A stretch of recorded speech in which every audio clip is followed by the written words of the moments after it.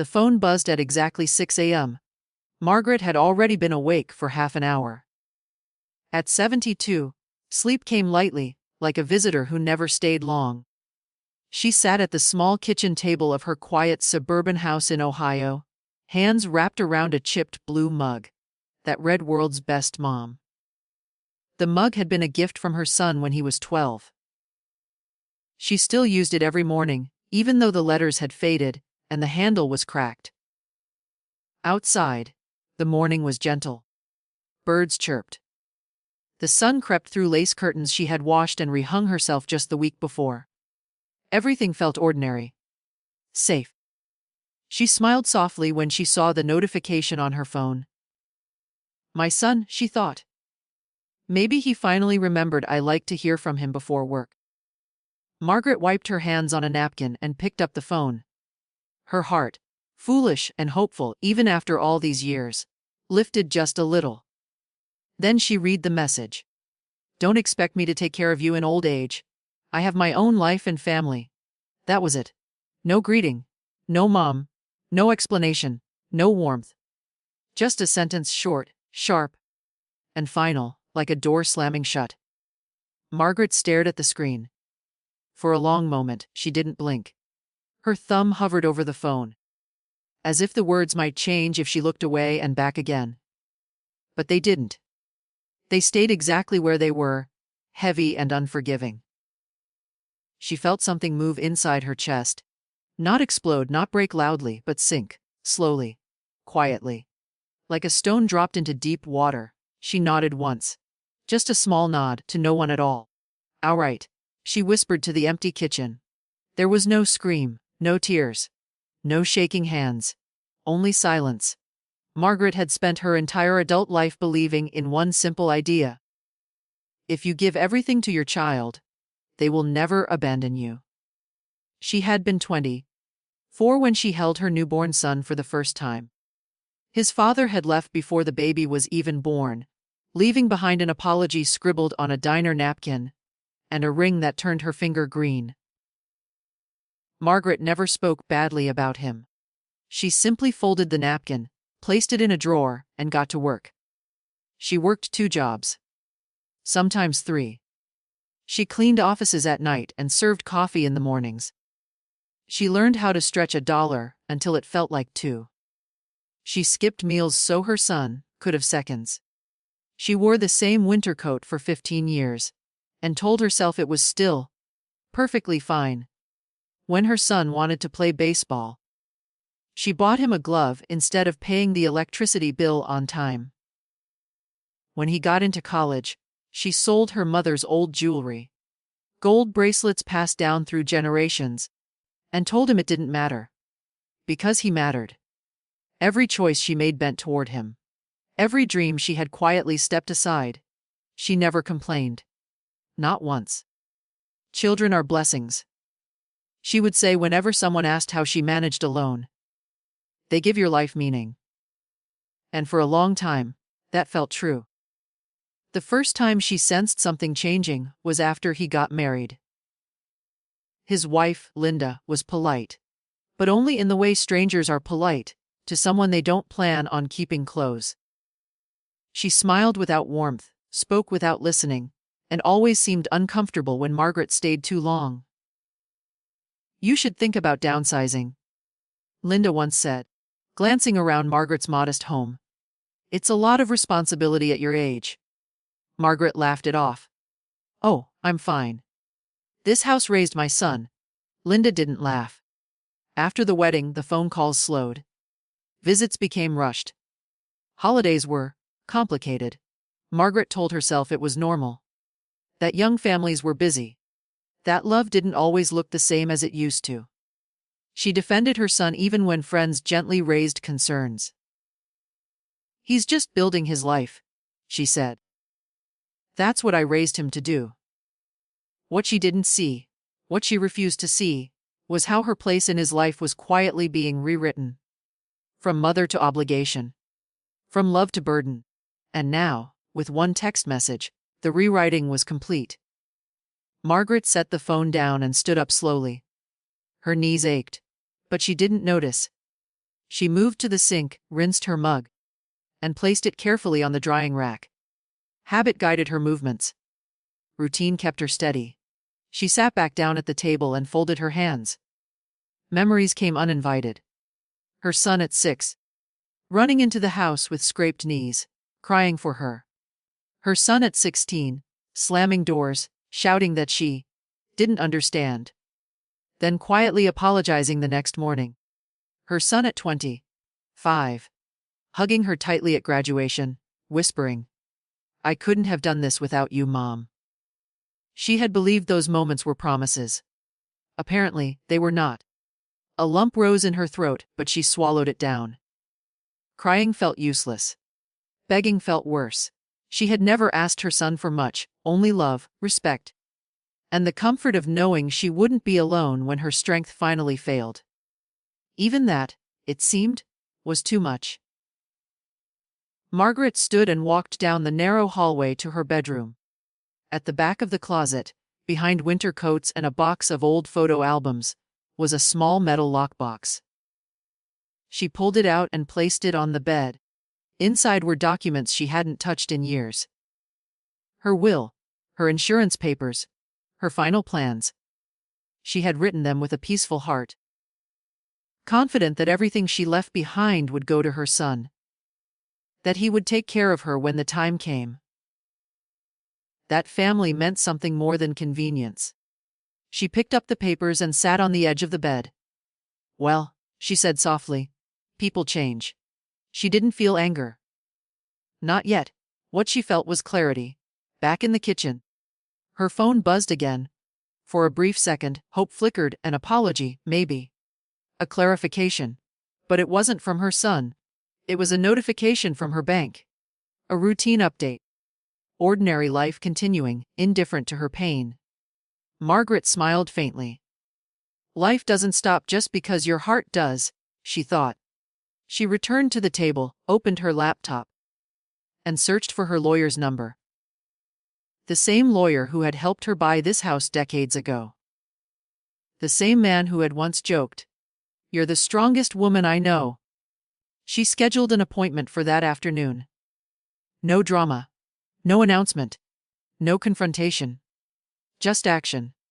As the morning light filled the room, Margaret felt something settle inside her.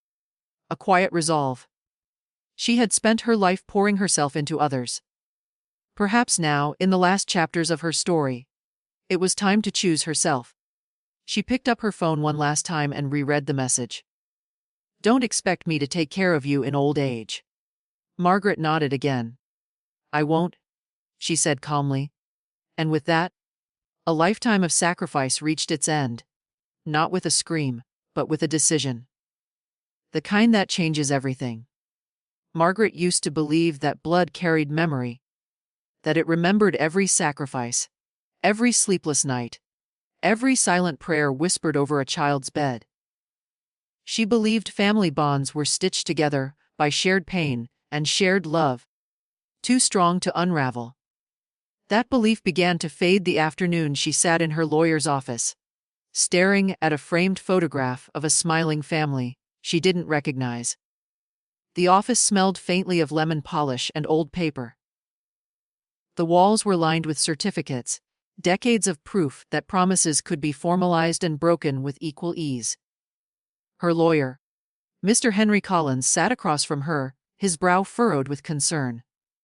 "Margaret," he said gently, "are you sure this is what you want to discuss today?" She nodded. "I'm sure." Her hands rested neatly in her lap, but inside, her heart felt raw, scraped by truths she had avoided for years. "I received a message from my son," she continued. "He was very clear about where I stand in his future." Mr. Collins didn't ask for details. He had known her too long. He simply leaned back and waited. "It made me realize something," Margaret said. "I've been living on borrowed affection. Love that only exists when it's convenient." As she spoke, memories rose like ghosts. After her son's wedding, Margaret had offered to help however she could. She cooked meals and dropped them off unannounced, thinking she was being supportive.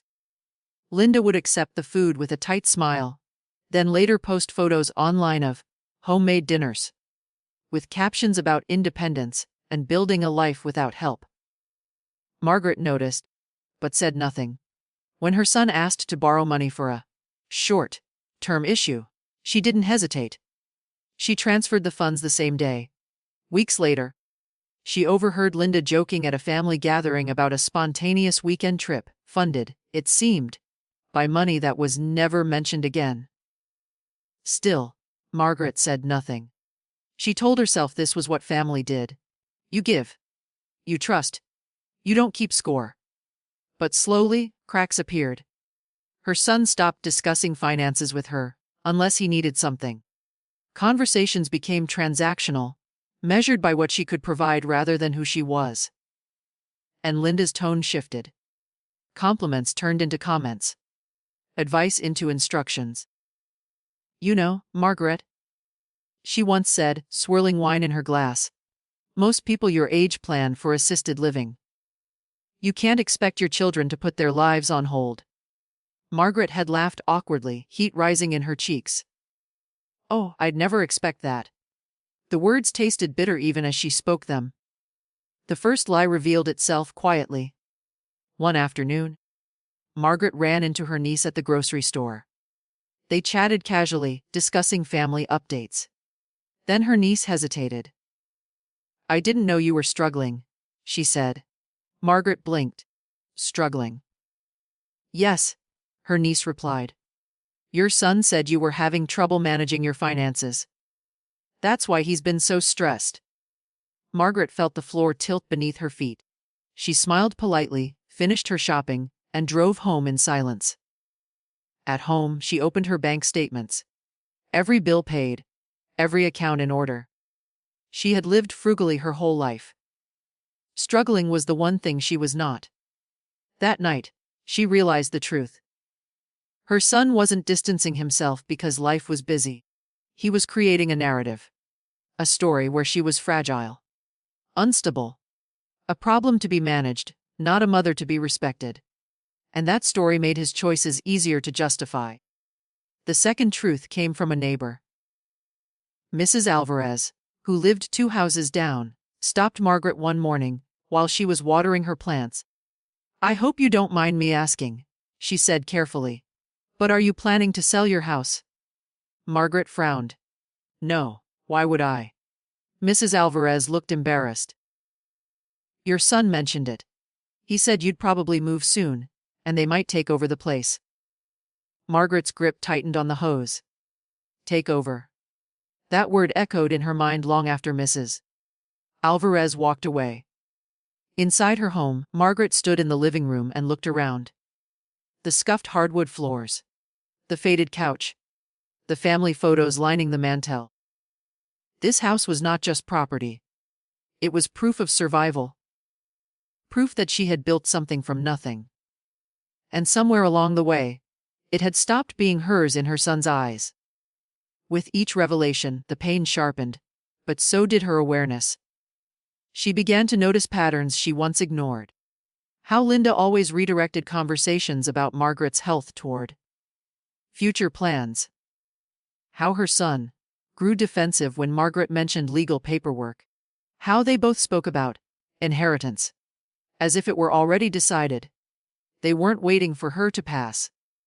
They were waiting for control. Margaret felt humiliation then. Not because she was old, but because she had been naive. She had trusted love without boundaries. Back in Mr. Collins's office, she finished speaking and fell silent. Your son has been misrepresenting your situation, Mr. Collins said carefully. That's serious, Margaret. She nodded. I know. Do you want to confront him? She shook her head. No. Confrontation would only invite lies. Excuses. Tears that weren't real. She didn't want drama. She wanted truth and peace. I just want my affairs in order, she said. In a way that reflects reality. Mr. Collins studied her for a long moment. You've changed. Margaret smiled sadly. I've woken up. That evening, Margaret sat alone in her living room as the sun dipped below the horizon. She turned off the TV. Silence filled the space. She thought about blood ties. About how everyone said, family is everything. But blood, she realized, was not loyalty. Loyalty was choice. And her son had made his. She picked up an old photo album and flipped through it slowly. There were pictures of birthday cakes she baked at midnight, of school plays she attended after 12-hour shifts, of smiles that felt genuine, at least then. She closed the album. I loved you, she whispered. That part was real. But love, she now understood, did not guarantee respect. And sacrifice did not ensure gratitude. That night, as Margaret prepared for bed, she felt something unfamiliar but steady take root inside her. Not bitterness, not revenge. Strength. She had spent years protecting her son from hardship. Now she would protect herself. From lies, from manipulation, from the quiet theft of her dignity. Blood might connect people, but it didn't define who deserved her future. And for the first time in a very long time, Margaret slept, knowing the truth, and no longer running from it. The first thing people noticed was what Margaret didn't do. She didn't call. She didn't ask questions.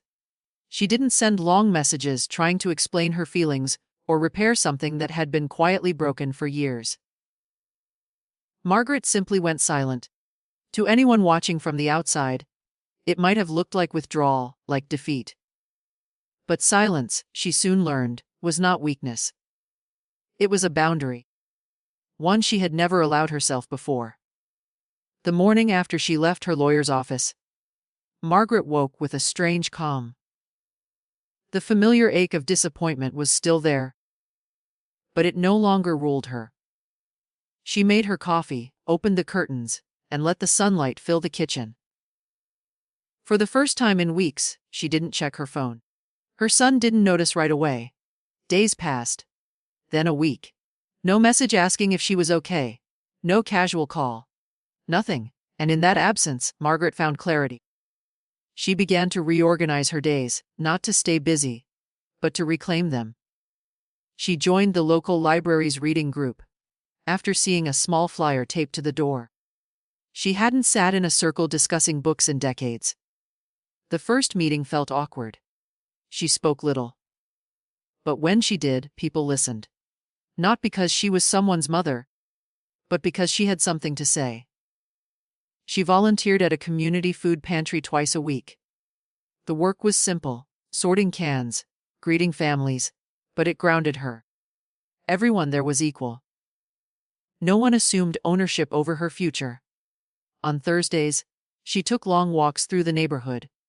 She noticed things she had rushed past before. The maple tree that turned red first every autumn, the sound of children laughing 3 streets away, the comfort of steady footsteps on pavement. In these quiet routines, Margaret rediscovered herself, not as a role, but as a person. The silence, however, did not go unnoticed forever. The first call came from her son's number late one evening. Margaret watched the phone light up on the table. Her heart skipped, old instincts flaring. Answer. Fix it, make it better. She didn't. The call went to voicemail. A minute later, a message appeared. Hey Mom, just checking in, everything okay? She stared at the words. They felt empty. No apology. No warmth. Just a test to see if she was still there. Still reachable, still available. Margaret placed the phone face down and continued washing her dishes. That was the moment she understood something important. When people are used to you being endlessly accessible, your absence feels like rebellion. Information began reaching her indirectly. Her cousin mentioned in passing that her son seemed stressed lately. A neighbor hinted that the couple was dealing with unexpected expenses. Someone else said Linda had been complaining about financial pressure at a family dinner. Margaret listened politely. She asked no questions. Inside, pieces connected, they had made plans, assumptions, calculations, and now something wasn't adding up. One afternoon, Margaret received an email from her son. Longer this time. Careful. Concerned. He wrote about how busy life had been, How hard it was balancing responsibilities. He mentioned family obligations and future planning. He asked, casually, if she had updated any paperwork recently. Margaret closed the laptop without replying. The old Margaret would have explained herself. Reassured him. Smoothed things over. This Margaret understood the value of letting people reveal their intentions on their own. Silence gave her something words never had: leverage. Emotionally, the distance was not painless. There were nights when loneliness crept in like cold air under a door. She missed the idea of her son, the child he had been, not the man he was becoming. She grieved quietly, allowing herself to feel without collapsing under it. She wrote in a journal, something she had never done before. Page after page, she poured out thoughts she had swallowed for years. I was afraid of being alone. I thought love meant endurance. I confused giving with being valued. The words didn't accuse. They clarified. And with each page, her posture straightened just a little more. Margaret also began to prepare, not in secrecy, but in intention. She organized her documents neatly. She made lists. She reviewed her accounts, not out of fear, but out of respect for herself. At her next meeting with Mr. Collins, he noticed the change immediately. "You seem steady," he said. "I am," Margaret replied. They spoke about contingencies, about healthcare directives, about beneficiaries. Margaret listened carefully, asked precise questions, and made decisions without hesitation. She wasn't reacting anymore. She was choosing. The silence started to bother her son. His messages became more frequent. The tone shifted, from casual to uneasy, then subtly urgent. He asked if she was upset, if he had said something wrong, if she needed help. Margaret read every message calmly. She answered none. Not out of cruelty, but because she no longer believed in conversations that only happened when someone felt threatened. One evening, she received a call from Linda. That was new. Margaret let it ring twice before answering. "Margaret," Linda said, her voice overly sweet. "We were worried. You've been so distant." "I've been busy," Margaret replied evenly. "Oh," Linda laughed lightly. "Busy with what?" "With my life."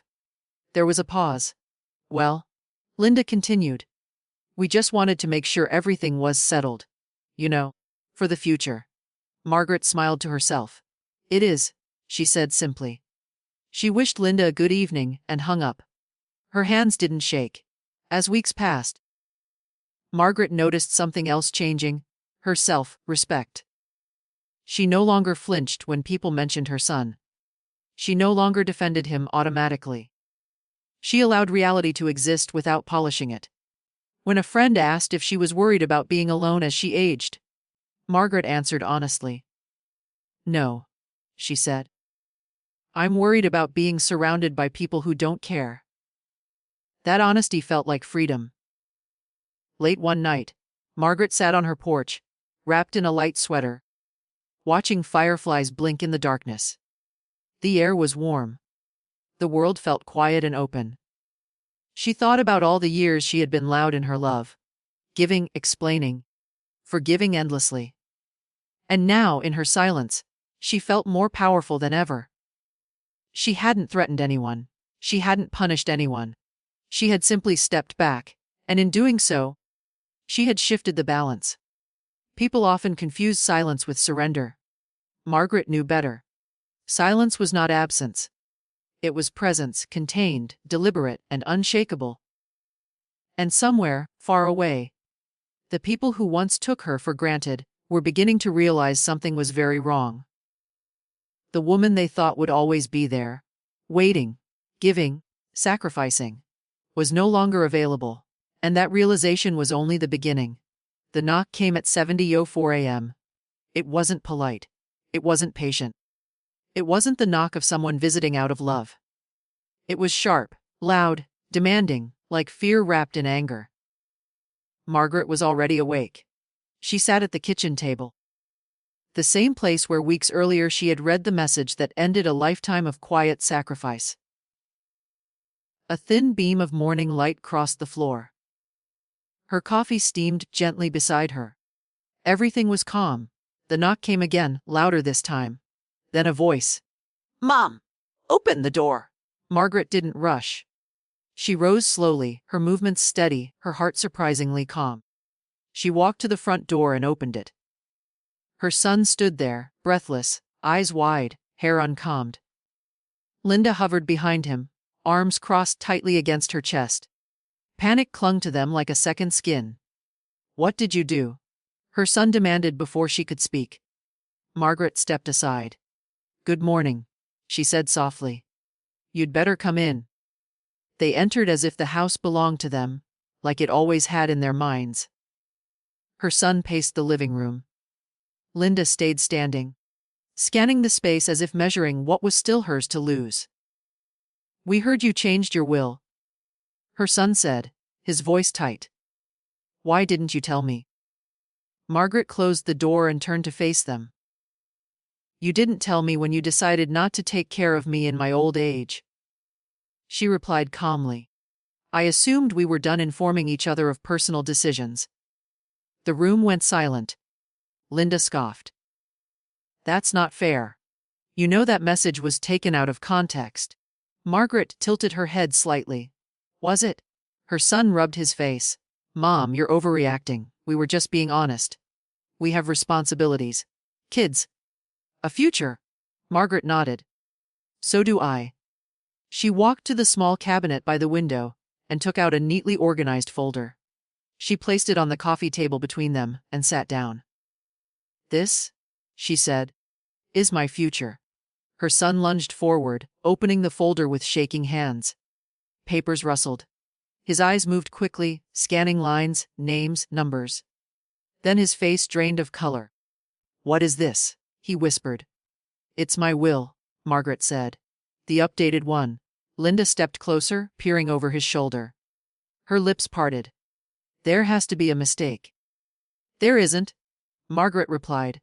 Her son looked up at her, disbelief turning into anger.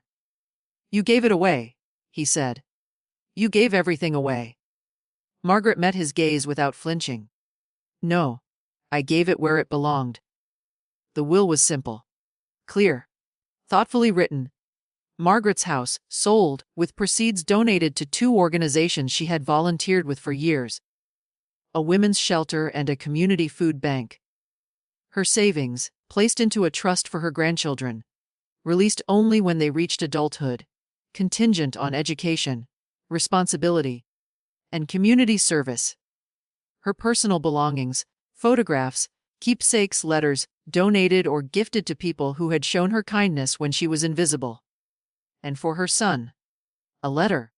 Nothing else. Her son's hands trembled as he pulled the letter from the folder. "Read it," Margaret said. He hesitated, then unfolded the page. "My dear son, I raised you to be independent. You succeeded. I raised you to be honest. This is where you failed. When you told me not to expect care from you in old age, I believed you. I respected your truth, even though it broke my heart. So I adjusted my life accordingly. Love given out of obligation is not love. And support offered only when convenient is not support. I forgive you. But I will not depend on you. I wish you the life you chose, Mom." The letter slipped from his fingers. Linda was the first to speak. "This is cruel," she said sharply. "You're punishing him." Margaret shook her head. "No. I'm respecting him." Her son's voice cracked. "You're leaving us with nothing." Margaret looked at him sadly. "You told me you had your own life and family. I believed you could handle it." Silence filled the room again, but this time it was heavy with realization. They had miscalculated. They had assumed. They had believed that sacrifice meant surrender. "You can't do this," Linda said, desperation creeping into her voice. "What about family? What about blood?" Margaret stood slowly.